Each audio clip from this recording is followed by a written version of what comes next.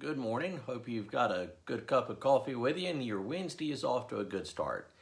Not used to being with you for 2 days in a row, but I sort of really felt that I needed to do the one on Mark yesterday, and so today we're back to consider looking at the means of grace.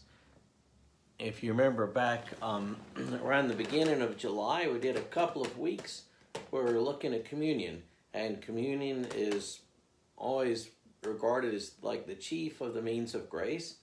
And then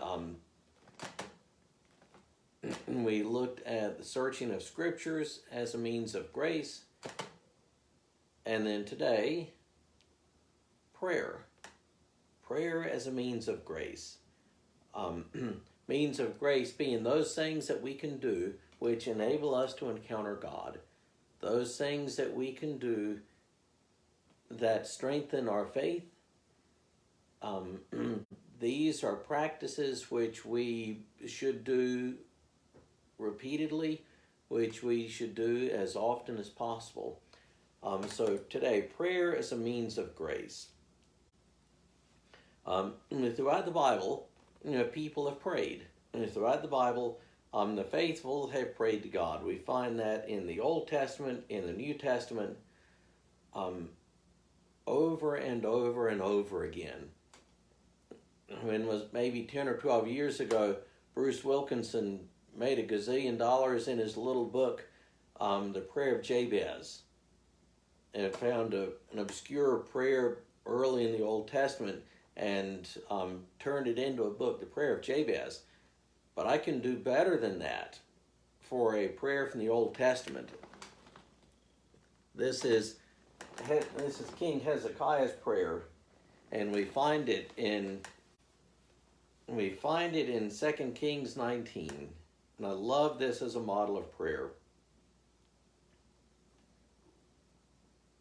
And Hezekiah prayed before the Lord and said, O Lord, the God of Israel, enthroned above the cherubim, you are the God, you alone of all the kingdoms of the earth. You have made heaven and earth.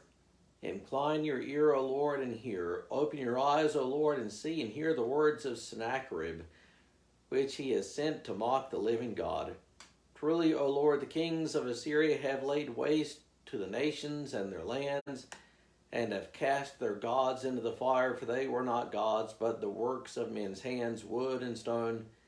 Therefore they were destroyed. So now, O Lord our God, save us, please, from his hand, that all the kingdoms of the earth may know that you, O Lord, are God alone. I love that as a model prayer. That King Hezekiah, one of the few good kings in the Old Testament, prayed asking that God would spare the city of Jerusalem from the Assyrian army that had besieged it.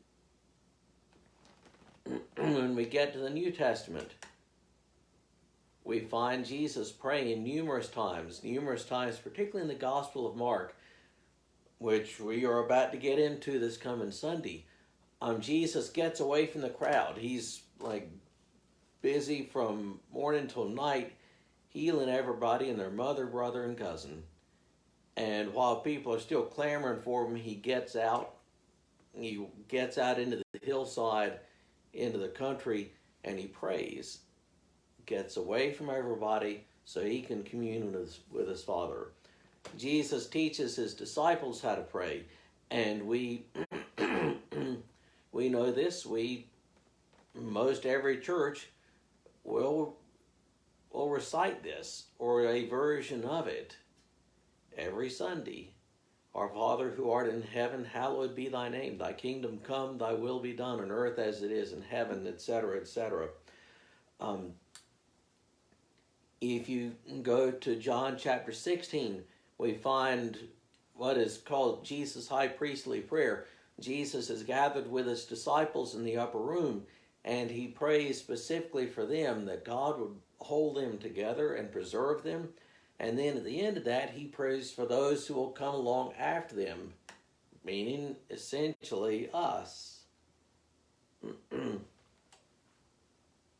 Ever since then, people have prayed. We pray, a lot of us pray before meals. We pray before our meals. How many of us have taught our children to pray before they go to bed? Now I lay me down to sleep. I pray thee, Lord, my soul to keep, etc., etc. We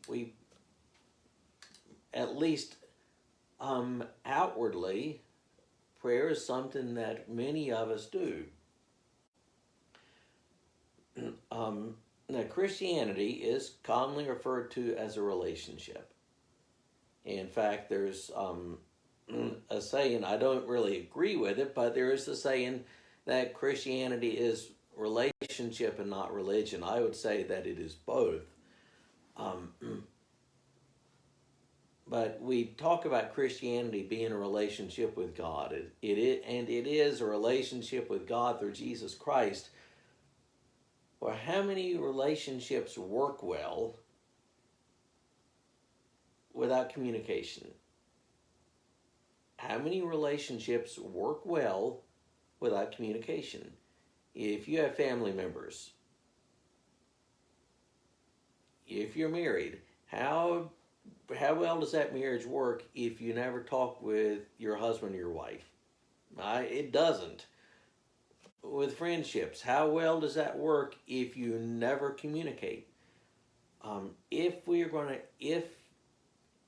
Christianity is a relationship, and I think we'd all agree that it is, how does that relationship work if there is no communication? And prayer is simply how we communicate with God, with earthly friends, family members. We have our means of communication. We call somebody. We can send them an email. We can send them a text message, communicate via Facebook or Facebook Messenger or other social media. We can do snail mail. There are any number of different means by which we can communicate with other people. The means by which we communicate with God, where we speak to God, is by prayer. And sometimes prayer is how God speaks to us.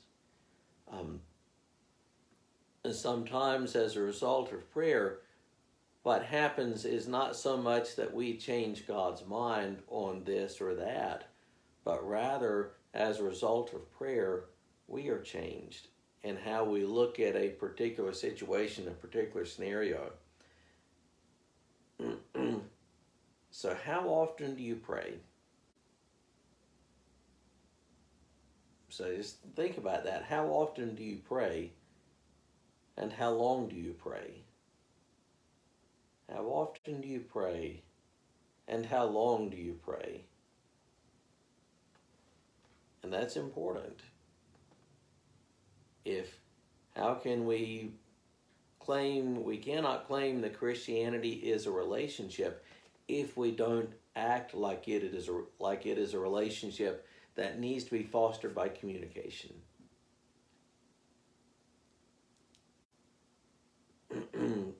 Martin Luther and John Wesley were both famous for spending hours and hours each day in prayer. And they both said essentially the same thing, that they are so busy they can't get by with less than 2 or 3 hours a day in prayer. Think about that. They are so busy that they can't get by with less than 2 or 3 hours in prayer. Now, prayer becomes the fuel, the engine which enables them to do everything else. It isn't something that gets added onto your to-do list. It becomes the thing which enables you to handle your to-do list. So how do we pray? And certainly Jesus gave us a model prayer. Our Father who art in heaven, hallowed be thy name.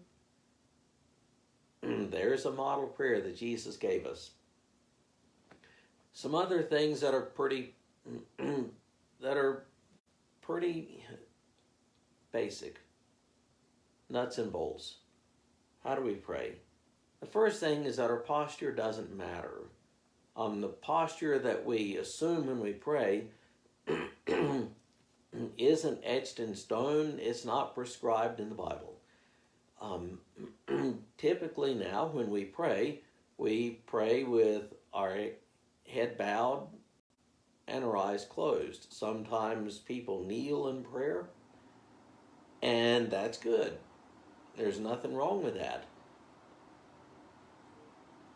In the biblical era, it was more common for people to pray with their eyes open and looking up to heaven. And that's fine too. You can pray with kneeling, with your eyes closed and your head bowed. You can pray arms outstretched looking up to heaven. You can pray either way. God hears it. You can pray sitting at a dinner table. You can pray driving down the road in your car. You can pray lying in your bed. The posture doesn't matter. The posture doesn't matter. And I would say this, sometime if you haven't, because we societally are so accustomed to praying with our eyes closed, sometime pray with your eyes open, particularly if you're able to go outside at night. I've done it before, and it's a powerful thing to look up at the sky. To look up at the sky and pray. When the times that I've done that, it's been powerful as a reminder that I'm speaking to someone else. Praying with our eyes closed, it can feel too much like it's an internal conversation. So sometime try that, just looking up at the sky at night and praying as a way of it's an internal reminder that we are speaking to someone else. That it's not simply us meditating over something.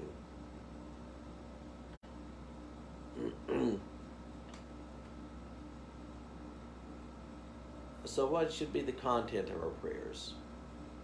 There's an old acronym, ACTS, which works pretty well. There are others, but as sort of a guide, just the old acronym ACTS works pretty well.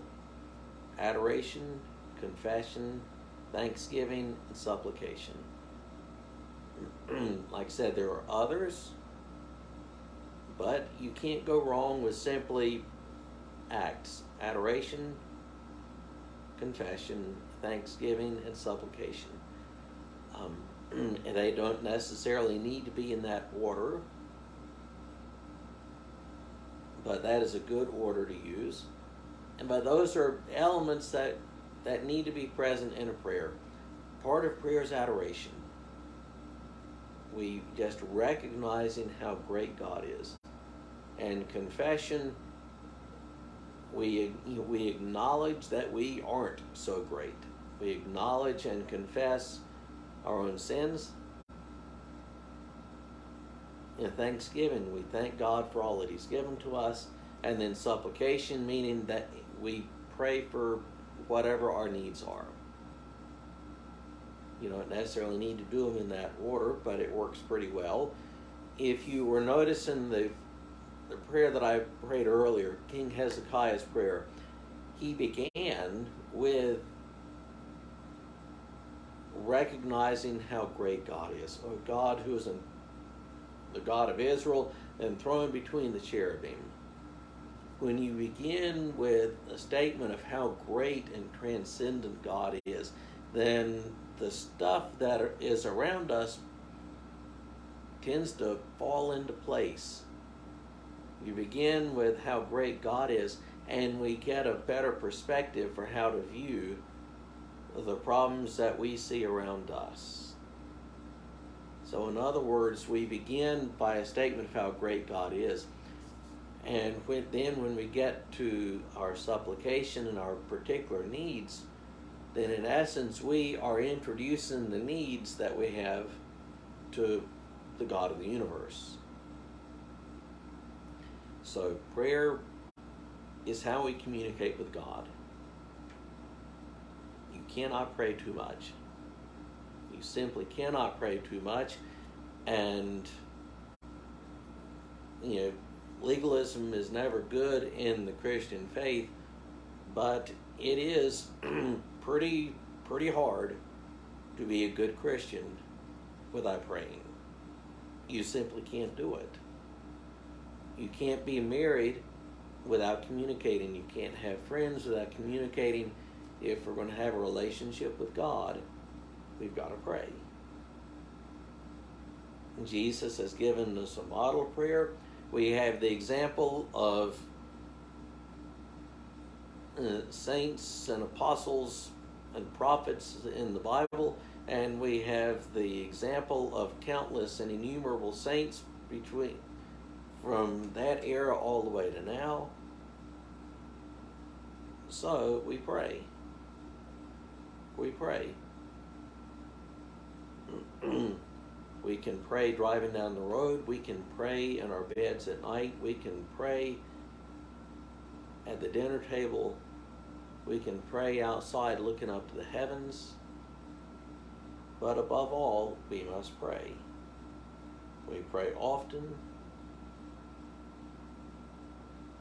And as Paul said, we pray without ceasing. So, reflect on how often you pray. Think about that, and think about how you can teach yourself to pray more often and to pray better. Have a great rest of your Wednesday.